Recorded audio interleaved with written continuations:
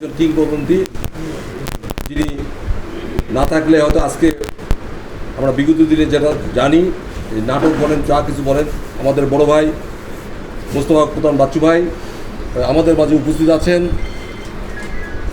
কৃষক দলের আমাদের মগনি ভাই আমাদের মাঝে উপস্থিত আছেন। অ্যাডভোকেট কাজী জুয়েল আমাদের মাঝে উপস্থিত আছেন। শেপু আমাদের মাঝে উপস্থিত আছেন। আমার ছোটো ভাই মোক্তার আমাদের মাঝে উপস্থিত আছেন। রেনু আমাদের মাঝে উপস্থিত আছেন। নান্টু, তারপরে আছে আমাদের অনেক ভাইরা, আমি সকলের নাম ওইভাবে বলতে চাচ্ছি না। ওর সামনে যারা আপনারা উপস্থিত আছেন সকলকে আমার শ্রেণীবাদে আমার সালাম এবং হিন্দু ভাইদের প্রতি আমার আদার। সংগ্রামী ভাইরা, আপনারা নিশ্চয়ই জানেন আমরা কেন আসছি।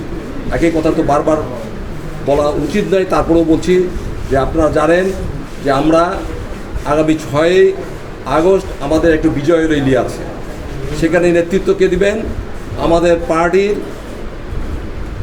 বাংলাদেশ জাতীয়তাবাদী বিএনপির প্রতিষ্ঠাতা জিয়াউর রহমানের ছেলে তারেক রহমানের ভাই শাহরিয়ার ইসলাম তুহিন ভাই এখানে আসবেন এবং সেই র্যালির অগ্রভাগে থাকবেন এবং তারই লক্ষ্যে আজকে আমাদের আশা। এবং সেখানে আমরা যারা বিএনপির কর্মী জিয়ার সৈনিক তার পিছনে থাকব।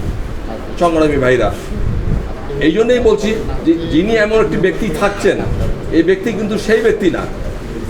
আপনারা নিশ্চয়ই জানেন যে আগামী দিনে আমরা সকলেই জানি যদি কোনো দেশে কোনো অরাজকতা না হয় তাহলে বিএনপি ক্ষমতায় আসবে।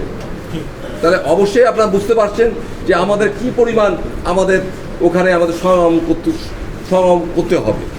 আজকে হয়তো আপনারা বলছেন যে আমরা আমাদের ছোট ভাই আপনাদের কাছে কারো বড় ভাই আমাদের সাইফুল্লাহ রুবেলের কথা বলছেন যে সে নমিশন নেবে, সে কিসের আশায় নেবে? সে তো আপনাদের উপর আশা করবে। নিশ্চয়ই এই আশা সে করবে না যে আশাটা আমরা উঠাই দিয়ে মই নিয়ে পালাই যাই। সংগ্রামী ভাইরা, আমি এই কারণেই বলছি যে আমি কিন্তু আমার দৃষ্টি থেকে দেখছি যে এই পঞ্চগড় কিন্তু অনেক অনেক রাজনৈতিক সচেতন লোক, আবার অনেক পিছনেরও লোক, এই লোক সম্বন্ধে অনেকে হয়তো আপনারা জানেন না।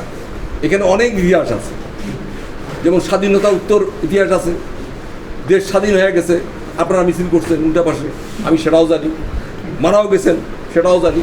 তো এবার আর এগুলো করিয়েন। পঞ্চগড়বাসীকে এই জন্য বলছি, পঞ্চগড় মানুষকে, যে আপনারা হয়তো বলতে পারেন যে কঙ্কু ভাই এই কথা বললো কেন, বলতেই পারেন, কারণ আমরাও আপনাদেরকে বলতে পারি, কারণ জবাব আমাদের দেওয়ার নাই, কারণ আমাদের তো প্রার্থী ছিল ধানের শীতে, আমরা প্রার্থীই পাইনি। তো এবার তো আমরা প্রার্থী পেয়েছি নাকি, আল্লাহ যদি ওর কপালে রাখে এবং রাখবেও আল্লাহ, আমার বিশ্বাস। আপনারা তো নিশ্চয়ই জানেন যে 6 মাস আগে রমজান মাসে আমি কিন্তু আসছিলাম আপনাদের ওই হাই স্কুলের মাঠে, কিন্তু আমরা মিটিং করছিলাম।